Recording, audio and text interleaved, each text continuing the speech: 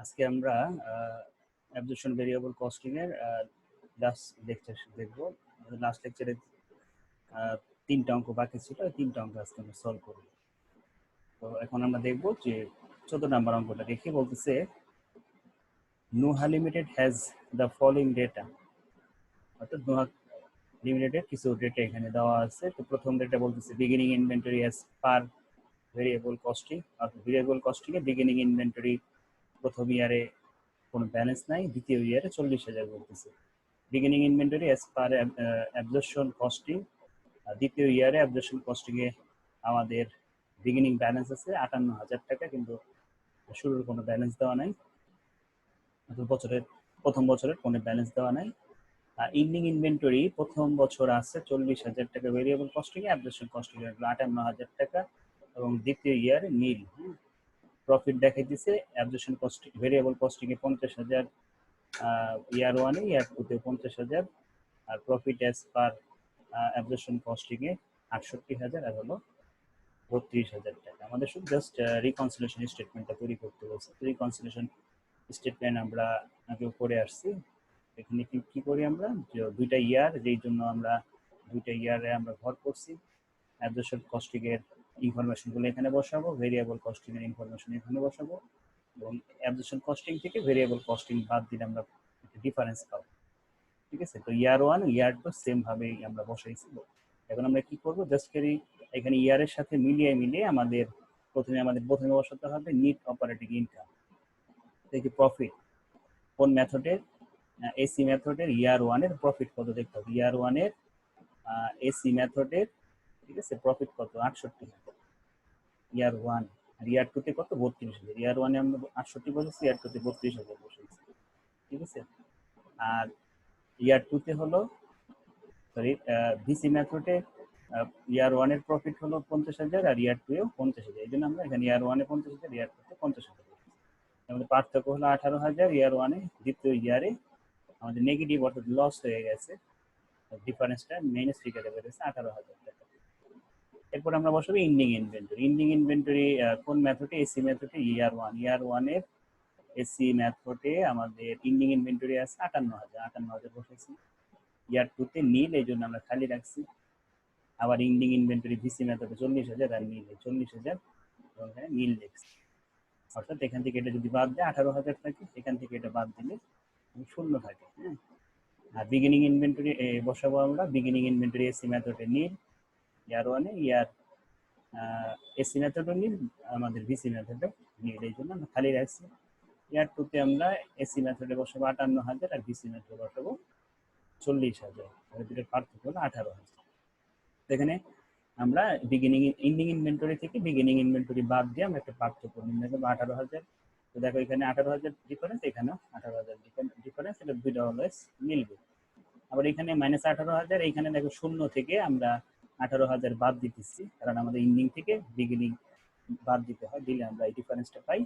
এটা নেগেটিভ আসতেছে, কারণ শূন্য থেকে 18,000 মানটা বড় মান বিয়োগ করতে যেন মাইনাস ফিগার আসতেছে। এখানে দেখো 18, এখানেও 18,000 টাকা। ঠিক আছে, এইভাবে আমাদের দুইটা পাশ মিলে যাবে। এই ছিল আমাদের 14 নম্বর অঙ্কের রিকনসিলিয়েশন স্টেটমেন্ট। এখন আমরা যাবো 15 নম্বর অঙ্কে। 15 নম্বর অঙ্কে দেখি কি বলছে। Crawford Company was statement cost system in accounting for its only product. Pro has its sales for টাকা 22 per unit. The standard cost per unit is, so this নিচে আমাদের প্রথমে সেলস দেওয়া আছে প্রতি এককে 22 টাকা করে, এবং স্ট্যান্ডার্ড কস্ট দেওয়া আছে অর্থাৎ একটা পণ্য তৈরির জন্য যে আমাদের স্ট্যান্ডার্ড কস্ট, সেই কস্টগুলো আমাদের এখানে দেওয়া আছে। অর্থাৎ ডিরেক্ট ম্যাটেরিয়াল আছে 4 টাকা, লেবার আছে 6 টাকা, ভেরিয়েবল ফ্যাক্টরি ওভারহেড আছে 2 টাকা, আর ফিক্সড ফ্যাক্টরি ওভারহেড আছে 3 টাকা। এই মোট 15 টাকা দেওয়া। ঠিক আছে, all variants are close to cost of goods sold. On October 1, there are 10,000 unit of Pro on hand. বলতেছি যে অক্টোবরের 1 তারিখে তাদের বিগিনিং ইনভেন্টরি আছে 10,000। ডিউরিং দ্য অক্টোবর 15,000 ইউনিট আর প্রডিউস, 50,000 উৎপাদন করেছিল আর 45,000 বিক্রি করেছে। Cost incur during the October মাসে আরো কিছু কস্ট হয়েছে, সেগুলো বলতেছে ওইখানে। এগুলো ছিল স্ট্যান্ডার্ড কস্ট, আর এগুলোকে আমরা বলি অ্যাকচুয়াল কস্ট, অর্থাৎ এক প্রকৃতপক্ষে যে খরচগুলো হয়েছে। ডিরেক্ট ম্যাটেরিয়ালে গেছে 1,98,000, ডিরেক্ট লেবারে গেছে 3,05,000, ভেরিয়েবল ফ্যাক্টরি ওভারহেডে গেছে variable factory overhead 1,03,000, factory fixed factory overhead 1,86,000, variable marketing and administrative 50,000, fixed marketing and administrative গেছে 74,000। ঠিক আছে, দুই ধরনের কস্ট আছে আমাদের, স্ট্যান্ডার্ড কস্ট আছে এবং নিচে হলো অ্যাকচুয়াল কস্ট দেওয়া আছে। বুঝতে পারছি? এখন যেটা করতে হবে আমাদের সেটা হলো আমাদের ফার্স্ট কাজ হচ্ছে প্রশ্নে এন্ডিং ইনভেন্টরি নাই সেটা আগে বের করতে হবে ফার্স্ট কাজ। তারপর আমরা দেখব কি চাইছে। আমাদের ফার্স্ট যেটা করতেই হবে, যেটা ছাড়া হবে না, এন্ডিং ইনভেন্টরিটা বের করে নিতে হবে। বিগিনিং ইনভেন্টরি আছে 10,000 আর প্রোডাকশন করছি আমরা কত 50,000। ঠিক আছে, তাহলে কত হলো মোট 60,000। 60,000 পণ্য দাঁড়ালো, এখান থেকে আমরা বিক্রি করেছি 45,000, তাহলে আমাদের হাতে আছে আর 15,000 ইউনিট। এটা আমরা ফার্স্ট ওয়ার্কিং এ দেখো করছি। এন্ডিং ইনভেন্টরি ইউনিট কিভাবে পাইছি, বিগিনিং ইনভেন্টরির সাথে প্রোডাকশন যোগ করছি, সেলস ইউনিট বিয়োগ করছি, করার পর আমরা যেটা পেলাম সেটা হলো এন্ডিং ইনভেন্টরি ইউনিট। ঠিক আছে, তারপরে সেকেন্ড যেই কাজটা করতে হবে আমাকে, অঙ্কের মধ্যে দুই ধরনের কস্ট দেওয়া আছে, একটা হলো স্ট্যান্ডার্ড কস্ট আর নিচের গুলো হচ্ছে আমাদের অ্যাকচুয়াল কস্ট। তো স্ট্যান্ডার্ড কস্ট এবং অ্যাকচুয়াল কস্টের তুলনা করে আমরা কি বের করব, একটা এই ফার্মের বা এই প্রতিষ্ঠানের কোনো ওভার অ্যাপ্লাই ভেরিয়েন্স আছে কিনা, অর্থাৎ ভেরিয়েন্স দুই ধরনের, একটা হলো আনফেভারেবল ভেরিয়েন্স, একটা হলো ফেভারেবল ভেরিয়েন্স। তো আমরা উপরে একটু একটা ইনফরমেশন দেখে আসি আমাদের নিয়মের মধ্যে, যেটা আমরা আগে দেখাই নেই, এটা এখন দেখবো।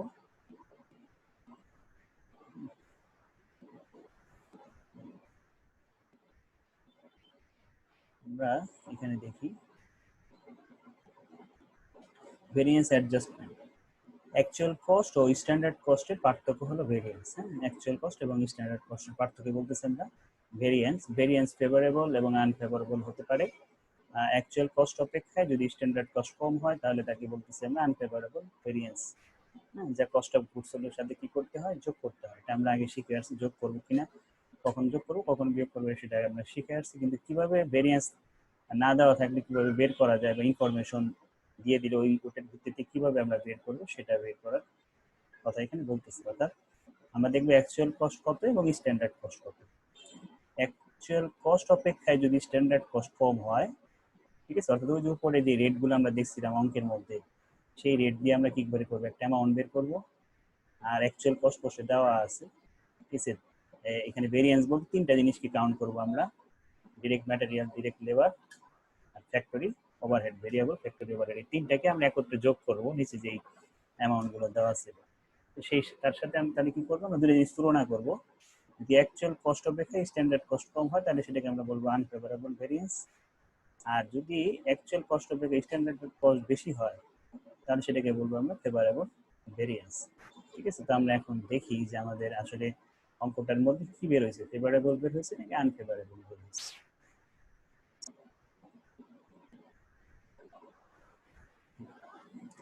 দেখো আমাদের ভেরিয়েন্সের আমরা ফর্মুলা লিখছি একটা, যে actual variable manufacture cost minus standard, অর্থাৎ অ্যাকচুয়াল কস্ট থেকে আমরা স্ট্যান্ডার্ড কস্ট বাদ দিছি। তো অ্যাকচুয়াল কস্টটা আমাদের কত দেখি, অ্যাকচুয়াল কস্ট কোথায় পাবো, এই যে নিচে যেগুলো দেখতেছি আমরা 1,98,000, 3,05,000, 1,03,000, তিনটাকে আমরা যোগ করছি। ঠিক আছে, আমাদের বের হয়েছে 6,06,000। আর এখানে আমরা প্রোডাকশন কত আমাদের 50,000, এই 50,000-এর সাথে 4, 6 আর 2 এই তিনটাকে যোগ করলে আসতেছে 12 টাকা, 12 টাকা গুণ দিব তাহলে আসবে 6,00,000 টাকা।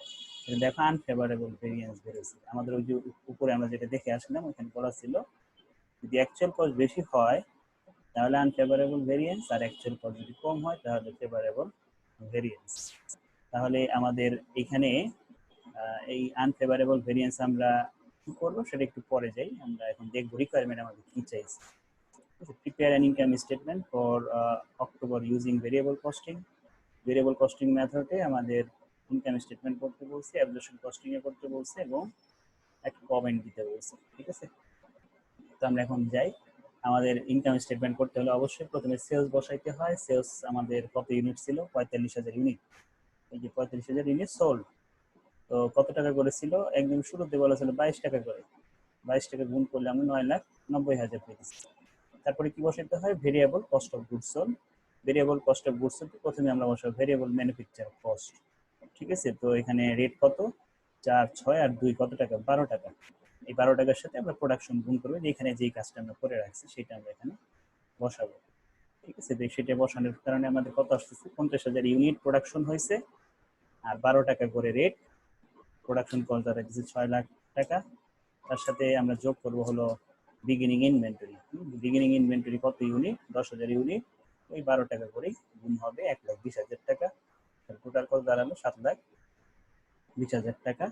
এর থেকে ইন্ডিং ইনভেন্টরি আমরা বাদ দেবো। ইন্ডিং ইনভেন্টরি ইউনিট বের করছিলাম 15,000, রেট ওই 12 টাকা করেই হবে, প্রোডাকশন যত টাকা খরচ হচ্ছে সেটাই, 1,80,000 টাকা।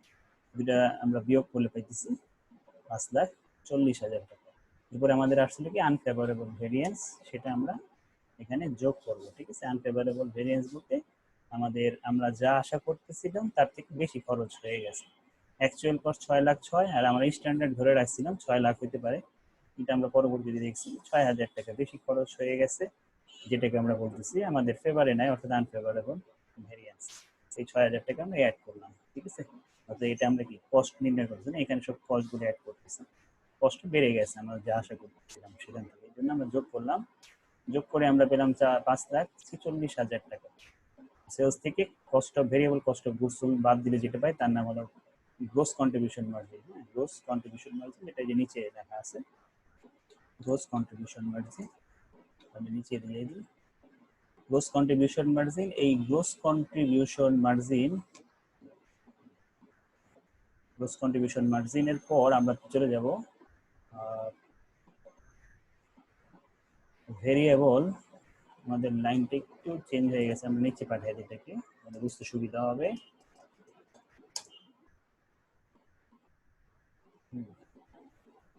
ঠিক আছে, গ্রোস কন্ট্রিবিউশন মার্জিন। এই গ্রোস কন্ট্রিবিউশন মার্জিন থেকে আমাদের বাদ দিতে হয় variable marketing and administrative expense. তো কোশ্চেনে variable marketing and administrative expense ছিল কত টাকা করে, 50,000 টাকা, ঠিক আছে। সেইটা আমরা এখান থেকে বাদ দিতেছি, 50,000 টাকা বাদ দিলে আমরা পাবো কন্ট্রিবিউশন মার্জিন। কন্ট্রিবিউশন মার্জিনের পর আমাদের ফিক্সড দুইটা কস্ট ছিল, সেই ফিক্সড দুইটা কস্ট বাদ দিব আমরা। ফিক্সড দুইটা কস্ট হচ্ছে variable marketing fixed factory overhead 1,86,000, fixed marketing and administrative 74,000, এই দুইটা আমরা বাদ দিব। ফ্যাক্টরি 1,86,000, অ্যাডমিনিস্ট্রেটিভে 74,000, তাহলে 2,60,000 টাকা আমরা বাদ দিলাম। নিট অপারেটিং ইনকাম, এটা হলো ভেরিয়েবল কস্টিং মেথডে, অর্থাৎ সেলস থেকে ভেরিয়েবল কস্ট অফ গুডস বাদ দিছি, পাইছি গ্রোস কন্ট্রিবিউশন মার্জিন। সেখান থেকে আমরা ভেরিয়েবল মার্কেটিং বাদ দিছি, পাইছি কন্ট্রিবিউশন থেকে ফিক্সড কস্ট বাদ দিলে বের হয় নিট অপারেটিং ইনকাম। এখন আমরা যাব অ্যাবজর্পশন কস্টিং মেথড। তো অ্যাবজর্পশন কস্টিং মেথডেও আমরা সেলস আগে ভেরিয়েবলে যা বসেছি তাই বসিয়ে দিব, বাদ দিব হলো cost of goods sold. Cost of goods sold প্রথমেই আসে ভেরিয়েবল ম্যানুফ্যাকচার কস্ট, সেম আগেরটাই আমরা বসাইতেছি, অ্যাবজর্পশনে যা বসাইছি তাই। 50,000, এই যে এখানে যা বসাইছিল 50,000 ইন্টু 12 6 লাখ, এখানে 50,000 ইন্টু 12 6 লাখ। নতুন একটা অ্যাড হবে, কারণ অ্যাবজর্পশন কস্টিংয়ে প্রোডাক্ট কস্ট হয় ভেরিয়েবল কস্ট সহ, সাথে ফিক্সড ফ্যাক্টরি ওভারহেডটা আসে। অর্থাৎ উৎপাদনের ক্ষেত্রে স্থির ব্যয়ও আমাদের এখানে বিবেচনায় আসে, কিন্তু ভেরিয়েবল কস্টে শুধুমাত্র পরিবর্তনশীল ব্যয়গুলো বিবেচনায় আসে product cost. Fixed factory overhead কত, 50,000 unit production unit into rate ছিল 3 টাকা করে। দেখে আসি রেটটা কোথায়, এই যে ফিক্সড ফ্যাক্টরি ওভারহেড রেট বের করা ছিল 3 টাকা, এই জন্য আমাদের ওয়ার্কিং করে বের করতে হয় নাই, ঠিক আছে। তো 3 টাকা আমরা গুণ করলাম, 1.5 লাখ টাকা আসলো। টোটাল টাকা আসতেছে প্রোডাকশন কস্ট 7,50,000 টাকা। বিগিনিং ইনভেন্টরি 10,000 ইউনিট ছিল, প্রোডাকশন কস্ট দিয়ে গুণ হবে, অর্থাৎ এই টোটাল 12 টাকা 3 টাকা কত, 15 টাকা দিয়ে গুণ হবে, কত হলো 1.5 লাখ টাকা। তাহলে আমাদের দাঁড়াইতেছে 9 লাখ টাকা। এখান থেকে ইন্ডিং ইনভেন্টরি আমরা বাদ দেবো। ইন্ডিং ইনভেন্টরি ইউনিট আমরা বের করে রাখছিলাম 15,000, আর রেট আমরা ওই প্রোডাকশন কস্ট অর্থাৎ 12 টাকা 3 টাকা মিলে 15 টাকা দিয়ে গুণ হবে, দাঁড়ালো 6,75,000 টাকা। এর সাথে আমরা অ্যাড করবো আনফেভারেবল ভেরিয়েন্স। আনফেভারেবল ভেরিয়েন্স 6,000 ছিল আগের অঙ্কে, আমরা অ্যাড করছি, এখানে অ্যাড করবো। নতুন আর একটা জিনিস এখানে আসতেছে, under apply fixed factory overhead. এটাকে আসার কারণ কি, আমরা একটু খেয়াল করে দেখি আমাদের এইখানে ফিক্সড ফ্যাক্টরি ওভারহেড কত দেখাচ্ছে, 1,86,000 টাকা। আমরা এটার সাথে মিলাইতে হবে। হ্যাঁ, আমরা যেটা খাতায় লিখছি, আমরা খাতায় কত লিখছি দেখি তো, আমরা কত লিখছি, 1,50,000। এদিকে আমরা খাতায় কম লিখে ফেলছি, আমাদের কি করতে হবে, আমাদের এই খরচ আরো অ্যাড করতে হবে। যেই অ্যাডটা করবো কি নাম দিয়ে, under apply fixed factory overhead. যদি আমি খাতায় কম লিখে রাখি তাহলে আমাকে অ্যাড করতে হবে under apply fixed factory overhead নামে, আর যদি আমি বেশি লিখে রাখি সেটা বাদ দিতে হবে over apply fixed factory overhead নামে। আমাদের অ্যাকচুয়ালি হওয়ার কথা 1,86,000, আমরা লিখছি 1,50,000, অর্থাৎ 36,000 কম লিখছিলাম, সেই 36,000 আবার পুনরায় অ্যাড করে দিলাম। তাহলে দাঁড়ালো কত, 7,17,000 টাকা। 9,90,000 থেকে 7,17,000 বাদ দিছি, 2,73,000 টাকা পাইছি। ঠিক আছে, এটাকে আমরা বলতেছি গ্রোস প্রফিট। গ্রোস প্রফিটের পর আমরা আমাদের আর দুইটা কস্ট বাদ দেওয়া বাকি ছিল, সেটা হলো মার্কেটিং এন্ড অ্যাডমিনিস্ট্রেটিভ, ভেরিয়েবল এবং ফিক্সড। আমি একটু প্রশ্নের দিকে আবার তাকাই। দেখো, আমরা direct material, direct labour, variable factory overhead, fixed factory overhead চারটাই আমরা প্রথমেই বসাইছি কস্ট অফ গুডস সোল্ড এর মধ্যে। তারপরে আমাদের বসানো বাকি ছিল হচ্ছে variable marketing and administrative expense আর fixed marketing and administrative expense. এই দুইটা বাকি ছিল, এই দুইটা আমরা এখন শেষে বসিয়ে দেব। তাহলে আমরা পেয়ে যাব net income absorption costing method. ঠিক আছে, তো আমাদের একটা কমেন্ট ছিল, কমেন্টটা কি ছিল, বলতেছিল explain whether Crawford was variable costing, absorption costing or variable costing, যে কোনো একটা আমাদের এক্সপ্লেইন করতে বলছি। The inclusion of fixed factory overhead as a part of the standard cost per unit indicate that Crow was absorption costing। ঠিক আছে, অর্থাৎ সে কোনটা ফলো করে সেটা জানতে চেয়েছিল। তো এখানে আমাদের যেহেতু ফিক্সড ফ্যাক্টরি ওভারহেডের কি করতেছে, পার ইউনিট কস্ট দেওয়া আছে, তার মানে বুঝতে হবে সে অ্যাবজর্পশন কস্টিংটা ফলো করতেছে। ঠিক আছে, আচ্ছা, তো আমরা এখন লাস্ট অঙ্কতে যাব, 16 নাম্বার অঙ্ক আমাদের চ্যাপ্টারে। 16 নাম্বার অঙ্কে দেখি কি বলছে। Following are the data pertaining to a year of business operation. তো বলতেছে যে প্রথমেই ইউনিট প্রডিউস করছে কত ইউনিট, 6,000 ইউনিট, ইউনিট সেলস করছে 5,000 ইউনিট, ডিরেক্ট ম্যাটেরিয়াল কস্ট কত টাকা, 9 লাখ টাকা দিয়ে ম্যাটেরিয়াল কিনছিল, আর ডিরেক্ট লেবার কস্ট 3 লাখ টাকা, variable factory overhead 7,50,000, factory fixed factory overhead 12 lakh টাকা, selling administrative 2,75,000, selling price per unit 6, beginning raw material 1 lakh, ending raw material 1 lakh. ঠিক আছে, এখন আমরা যে নর্মালি আমাদের কি কি থাকে কোশ্চেনের শুরুতে, কস্টের মধ্যে র ম্যাটেরিয়াল থাকে না, ডিরেক্ট ম্যাটেরিয়াল বা আমরা র ম্যাটেরিয়াল বলি যেটাকে, ঠিক আছে, সেটা থাকে কোশ্চেনে। তারপরে থাকে ডিরেক্ট লেবার, ফ্যাক্টরি ওভারহেড, এগুলো থাকে। কিন্তু আমাদের কোশ্চেনে একটু ঝামেলা করে দিছে, সেটা হলো সরাসরি ডিরেক্ট ম্যাটেরিয়াল কস্ট টোটাল কত সেটা দেওয়া নাই, যেটা আছে সেটা পারচেস, কিন্তু মাঝখানে আবার কিছু বিগিনিং ব্যালেন্স ছিল, কিছু ইন্ডিং ব্যালেন্স ছিল। ঠিক আছে, র ম্যাটেরিয়াল, হ্যাঁ, এই র material ending balance, beginning balance, আবার নতুন ম্যাটেরিয়াল কিনছিল, এই তিনটা জিনিসের সমন্বয়ে আমাদের কি করতে হবে, অ্যাকচুয়ালি র ম্যাটেরিয়াল কতটুকু ইউজ হয়েছে সেটা আমাদের বের করতে হবে।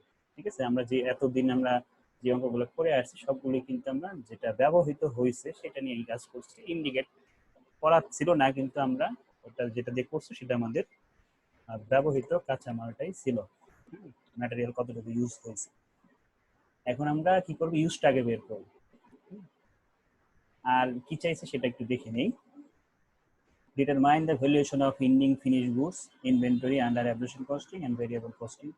অ্যাবজর্পশন এবং ভেরিয়েবল কস্টিং ফিনিশ গুডস এর যে ভ্যালুটা, সেই ভ্যালুটা বের করতে বলছে, যেটা আমরা ছকের মধ্যে করি। তো সেটা ছকে না করে আমাদের আগেই বের করতে বলছে, সেটা আমরা আগে করব। তাহলে ছকের মধ্যে আর কাজ করতে হবে না, এখানে সরাসরি নিয়ে বসায় দিতে পারবো এন্ডিং ইনভেন্টরির ভ্যালুটা। Prepare income statement, applying variable costing and absorption costing and reconciliation statement. আমরা এখন অঙ্কে আসি। অঙ্কটা আমাদের ফার্স্ট কাজ হচ্ছে কি, ফার্স্ট কাজ হলো যে বিগিনিং র ম্যাটেরিয়াল ইউজ কতটুকু হয়েছে সেটা বের করবো। র ম্যাটেরিয়াল কতটুকু ইউজ হয়েছে, ইউজ কিভাবে পাবো, ইউজ বের করার সিস্টেমটা হচ্ছে যে আমরা র ম্যাটেরিয়াল, ডিরেক্ট ম্যাটেরিয়াল কতটুকু পারচেজ করছি, পারচেজ করছিল 9 লাখ, আর আগের ছিল কত, 1 লাখ। ঠিক আছে, তাহলে 10 লাখ হলো, আর হাতে আছে কত, 1,000 হলো। তার মানে আমি ইউজ করছি কত, 9 লাখ ছিল নতুন কেনা, আগের ছিল 1 লাখ, 10 লাখ। আমরা যদি হাতে এইটা থাকে তার মানে মাঝখানে 9 লাখ যেটা, সেটা ইউজ হয়ে গেছে। তার মানে আমরা এখানে কি করতেছি, purchase of material direct material 9 lakh ছিল, বিগিনিং র ম্যাটেরিয়াল ছিল 1 লাখ, 10 লাখ হলো, আর হাতে আছে 1 লাখ, তার মানে আমরা ইউজ করতে পারছি 9 লাখ। এখানে যেটা লিখছি র ম্যাটেরিয়াল ইউজটা বের করলাম। ঠিক আছে, এটা ছিল ফার্স্ট ওয়ার্কিং। সেকেন্ড ওয়ার্কিং হলো আমাদের যে ইন্ডিং ইনভেন্টরির যে ভ্যালু নির্ধারণ করব, সেই ভ্যালু নির্ধারণ করার জন্য অবশ্যই আমাদের কি লাগবে, প্রোডাক্ট কস্ট রেট লাগবে। ঠিক আছে, প্রোডাক্ট কস্ট রেট লাগবে। তো দুইটা মেথডে আমাদের কাজ করতে বলছে, সেজন্য আমরা কি করব, এখানে কিন্তু টোটাল টাকায় দেওয়া, এটাকে আমরা রেটে কনভার্ট করব কিভাবে দেখি। র ম্যাটেরিয়াল ইউজ পেয়েছি 9 লাখ, ডিরেক্ট ম্যাটেরিয়াল পেয়েছি 3 লাখ, হলো 12 লাখ, 12 লাখ আর 7.5 লাখ কত হয়, যেটা হবে সেটাকে আমরা ভাগ করব আমাদের প্রোডাকশন দিয়ে। 6 লাখ প্রোডাকশন ছিল, ওই যে এখানে দেখিয়েছি আমরা, দেখো 9 লাখ, 3 লাখ আর কত আমাদের 7,50,000 টাকা। ঠিক আছে, প্রথমে যেহেতু আমাদের অ্যাবজর্পশন কস্টিং করতে বলছে, এই জন্য অ্যাবজর্পশন কস্টিং এর রেটটা আমরা আগে বের করে নিয়েছি। অ্যাবজর্পশন কস্টিং এর রেট হলো আমাদের 5.25 টাকা। কারণ অ্যাবজর্পশন কস্টিং আমরা কি জানি, প্রোডাক্ট কস্টের 4টা জিনিস, direct material use, direct labour, variable factory overhead আর ফিক্সড ফ্যাক্টরি ওভারহেড। 4টা জিনিস যোগ করছি, করে 6 লাখ ইউনিট দিয়ে ভাগ করে 5.25 পাইছেন। ঠিক আছে, তারপরে